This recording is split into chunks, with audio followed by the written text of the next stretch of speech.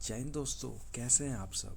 I hope सारे अच्छे होंगे। तो welcome to my YouTube channel Engineer Guru. तो आज हम समझेंगे कि जो हमारी इलेक्ट्रिसिटी होती है उसको जनरेट कैसे किया जाता है, और साथ में समझेंगे जो हमारी विंड एनर्जी के द्वारा हम बिजली को प्रोड्यूस करते हैं तो उसको किस तरीके से जनरेट किया जाता है। तो इस बारे में आज हम समझेंगे। तो आशा करता हूँ आपको मेरा यह प्रयास अच्छा लगे। तो चलिए शुरू करते हैं।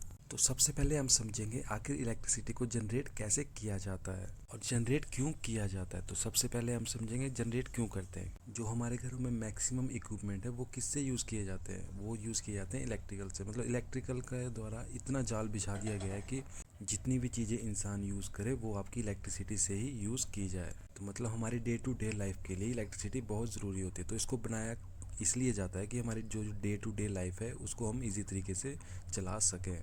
तो फिर आते हैं हम, यह बिजली बनती कैसे है। जो हमारी एसी बिजली होती है वो मैक्सिमम आपकी एसी जनरेटर से ही बनाई जाती है। तो जो एसी जनरेटर होता है वो करता क्या है, तो जो जनरेटर का रोटेटिंग पार्ट होता है बस हमने उसको घुमाना है। वो किसी भी रीजन से हम उसको घुमा सकते हैं। तो जैसे ही वो रोटेटर रोटेट करेगा तो जो उसका स्टेटर होगा उस पर एक ईएमएफ इंड्यूस हो जाएगी। उसी ईएमएफ इंड्यूस को बोला जाता है इलेक्ट्रिसिटी या फिर वोल्टेज। टेक्निकल वे में अगर हमने समझना है तो जो जनरेटर होता है वो दो चीज़ों से लेकर बनता है, एक स्टेटर और एक रोटर। स्टेटर क्या करता है, स्टेशनरी पार्ट होता है। रोटर क्या होता है, घूमने का पार्ट। तो जो रोटर होता है हमने सिर्फ उसको घुमाना है। तो वो हम पानी से भी घुमा सकते हैं, हवा से भी घुमा सकते हैं, सोलर एनर्जी से भी घुमा सकते हैं, किसी से भी घुमा सकते हैं। जैसे ही हमने रोटर को घुमाया तो रोटर में एक रोटेटिंग मैग्नेटिक फील्ड प्रोड्यूस होगी। जब मैग्नेटिक फील्ड प्रोड्यूस होती है तो उसमें एक फ्लक्स भी प्रोड्यूस होता है। तो वही फ्लक्स जब लिंक करेगा हमारा स्टेटर के साथ तो वहाँ पे वो ईएमएफ को इंड्यूस कर देगा, मतलब कि ईएमएफ को जनरेट कर देगा। इसी प्रोसेस से हमारी जो वोल्टेज होती है उसको प्रोड्यूस किया जाता है। और ये बात आप हमेशा याद रखना कि जो हमारा जनरेटर होता है उसी को ही अल्टरनेटर बोला जाता है। ये बात भी आप हमेशा याद रखना कि जो भी हम जनरेट वोल्टेज करते हैं वो हमेशा एसी को ही जनरेट किया जाता है। बाकी आगे हम उसको डीसी या फिर एसी में ट्रांसमिट कर सकते हैं, और जो जनरेट किया जाएगा वोल्टेज को वो हमेशा एसी ही रहेगी। तो अब हम समझेंगे विंड एनर्जी कैसे इलेक्ट्रिसिटी को प्रोड्यूस करती है। विंड एनर्जी को बोला जाता है विंड के द्वारा हमने एनर्जी को प्रोड्यूस करना है। तो जो हमारी आसपास की हवा है उसका यूज़ करके हमने बिजली को बनाना है। तो बिजली बनाने के लिए हमारे पास एक जनरेटर होना चाहिए, और साथ में उस जनरेटर को घुमाने के लिए कुछ ना कुछ एक माध्यम होना चाहिए। तो हम इसमें यूज़ करेंगे ब्लेड्स का, जिसको हम घुमाएंगे जिससे हमारा अल्टरनेटर या जनरेटर अंदर घूमेगा। इस मटेरियल को बोला जाता है ब्लेड। जो इन ब्लेड्स की लेंथ होती है वो मैक्सिमम होती है 80 से लेकर 100 फीट तक, यानी 30 से 35 मीटर तक। अगर आपने देखा होगा जो ये प्लेट्स होती है, जो इसकी स्पीड होती है वो बहुत ही कम होती है। तो इतनी कम स्पीड से तो हमारा काम नहीं चलेगा। जो हमारा जनरेटर है उसको हमने फुल स्पीड में घुमाना होता है, यानी 1500 आरपीएम या फिर 3000 आरपीएम पे घुमाना ही पड़ता है। तो उसी के लिए हम अल्टरनेटर के साथ, शाफ्ट के साथ एक चीज़ को और लगाएंगे, उसको बोलेंगे गियर बॉक्स। गियर बॉक्स क्या करेगा, हमारा जो हमारी जो बाहर की स्पीड होगी, मान लो 1 किलोमीटर की रफ्तार से भाग रहा है, तो जो अंदर वो उस शाफ्ट को रोटेट करेगा अल्टरनेटर को घुमाने के लिए, तो वो 80 गुना या फिर 100 गुना उसको तेज़ रफ्तार से भगाने की कोशिश करेगा। अब हमने स्पीड को भी बढ़ा दिया अल्टरनेटर को चलाने के लिए। अब हमारे पास ये पॉसिबिलिटी भी तो आ सकती है कि जो बाहर वाली ब्लेड है वहाँ कुछ ज़्यादा ही आंधी तूफान आ गया, तो वो क्या करेगा, अपनी स्पीड को बढ़ाएगा और साथ में अंदर वाली स्पीड को भी बढ़ा सकता है। तो अंदर वाली स्पीड अगर नहीं बढ़े तो उसके लिए हम यूज़ करते हैं वहाँ पे ब्रेकिंग सिस्टम का। उसको इस तरीके से डिज़ाइन किया जाता है कि उसकी जो मैक्सिमम स्पीड होगी, अगर बाहर वाला एक चक्कर लगा रहा है तो अंदर वाला 100 से लेकर 120 तक मैक्सिमम चक्कर लगाएगा। उसको उसी तरीके से सेट कर दिया जाता है किसको, ब्रेकिंग सिस्टम को। उसका काम जनरली होता है स्पीड को कंट्रोल करने का। अब हमने अल्टरनेटर को भी घुमा दिया, जो उसकी स्पीड अगर ज़्यादा बढ़ जाएगी तो उसको भी हमने कम कर दिया।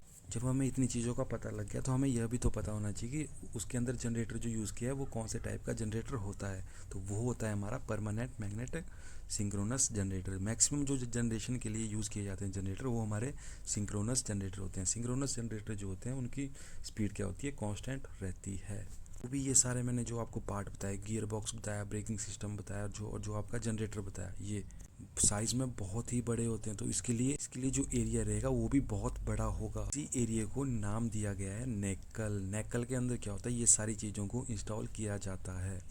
और इस नेकल वाले पार्ट को हम नीचे भी इंस्टॉल कर सकते हैं और क्रेन के द्वारा ऊपर भी हम इसको इंस्टॉल कर सकते हैं। और जो ये नेकल होता है वो शाफ्ट के द्वारा ब्लेड के साथ जुड़ा होता है।